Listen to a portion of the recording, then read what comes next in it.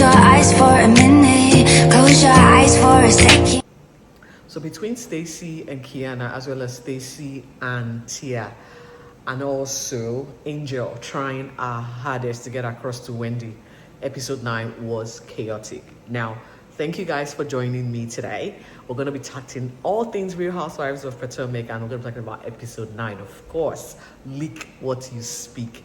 And before I get into the shenanigans and all that went down, if you haven't yet subscribed, please subscribe, join this family here, share this channel with your friends, like, comment, and you know what we do. Let's get into all the talking point that was episode 9.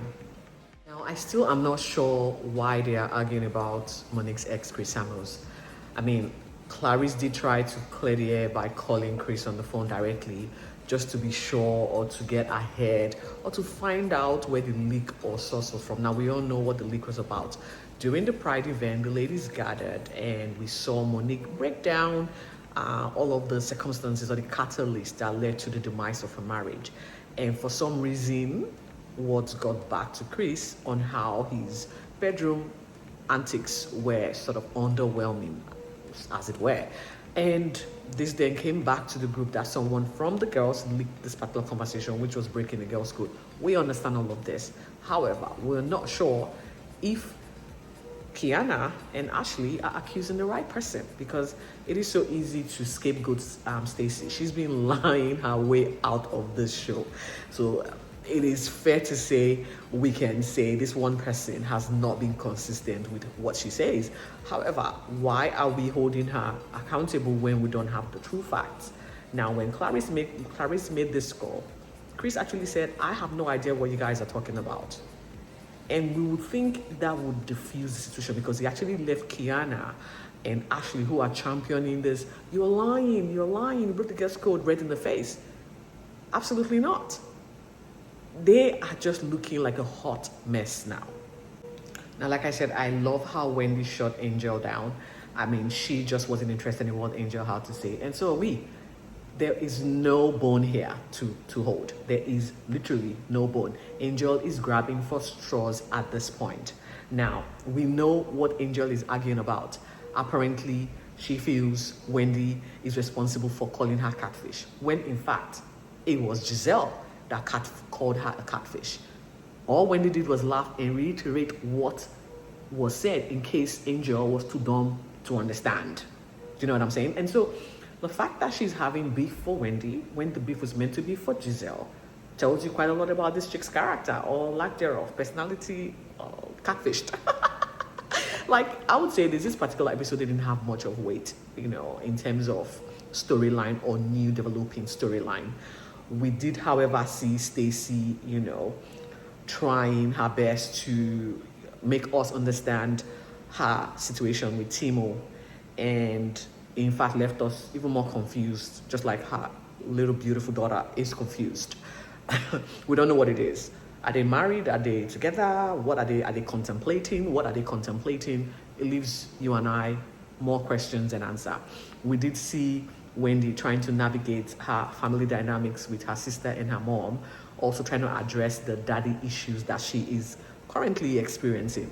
The mom, I would say, has lost a lot of weight. She does look skinnier than she has been the last few seasons. I guess she must have done something like a gastric sleeve or a gastric bypass, which good on her. Health is wealth. You search for health however way you seem fit. Ashley is also revisiting her mom's relationship. Now, I think a few seasons back, we do know that Ashley's mom is dating some guy that she is pretty much taking care of. And I guess 20 years on, the story hasn't changed. But then Ashley's concern is the fact that her mom's health is deteriorating, and is in part due to the fact that the mom has taken on more than she could chew. Now, Ashley, we know you mean well, but I think this particular storyline is sort of old. Your mom is old enough to, you know, handle her business the best way she deems fit, and I think you should respect her and just, should I say, work with her instead of trying to air your mom's dirty laundry for us. We don't need to know this fact. It's none of our business. This is not what we are here. Now, episode 9 did conclude with the ladies having pockets of conversation in order to navigate and try and come up with some type of resolution. as it relates to Monique and her ex, and also where Stacey falls into this particular web. Now, we did see Stacey and Wendy as well as Jazzy have a sit down at Jazzy's place, where Stacey came up to actually say how she felt attacked at Giselle's 10 million download launch party. Now, we did see that it was like a gang up, unreasonably so. Ashley was hell-bent on trying to get some type of truth from Stacey, which was never going to happen. Keiarna, again, following the bandwagon, it just became an attack fest, and they failed to address what exactly they were, trying to address, and in turn, it just became, trying to put her down for, I'm not sure why, to justify that. I have no idea. And the resolution was for Stacey to have a sit down with Monique in order to address all of these concerns, and hoping that she can find a friendship with Monique moving on. Now, whilst this was happening, Giselle, Keiarna, Ashley, and Angel, including Tia, all had their own, conversations where they wanted to obviously address what had happened at Giselle's party. Now, again, they are hell-bent on blaming Stacey for the leak.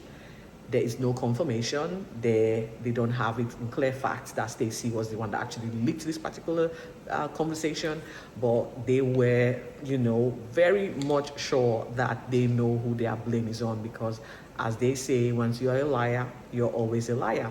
And the agreement was that Ashley and Keiarna were going to spearhead that part of the conversation, which then saw Monique having a sit down with Ashley and Keiarna as well as Wendy and Stacey in order to, should I say, find a common ground.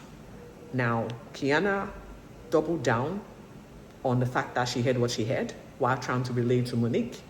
Monique, you know what? She was stellar in her response, right? She was like, why are we talking about my ex? I have moved on for a reason. He is my ex, and I have taken cognizance of the fact I have accepted where we are. Now, all of this is unnecessary to me, but however you guys would like me to have a conversation with Stacey, well, sure. And in walks Stacey with Wendy, and Stacey refused to have this particular conversation with Keiarna present. So Keiarna walking away from the group to sit down in the far across the event space so that these girls could have their conversation. And here we could see Stacey literally having to reveal what she thinks or what she knows, how she met Chris, and the text messages that has been exchanged between them. Pretty much the text messages, according to the evidence, was sort of one-sided. It was more Chris trying to communicate with her, and there was no response from her. Now, we do not know if there has been deleted conversations. We don't know. But from what Stacey showed Monique, it seemed as clear as day that the conversation has been one-sided and it's all from Chris, and she has no reason to speak on or speak about what she doesn't know, which relates to Monique and her relationship with her ex-husband.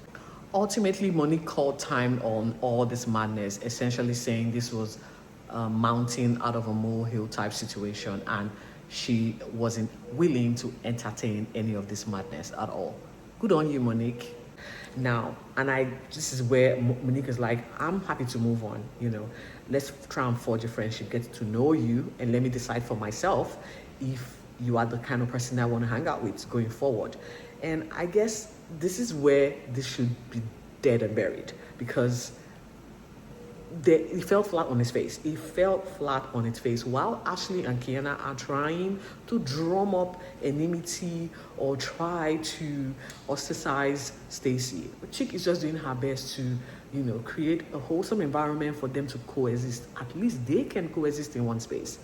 It is safe to say that we do not know where we go from here with this particular story and with these girls, but I am hoping that there will be some type of resolution and these ladies can move forward and leave Chris Samuels and Monique's situation behind. And that is it, guys, for episode 9. I can't wait to unpack episode 10, and I will see you very soon. Thank you for watching.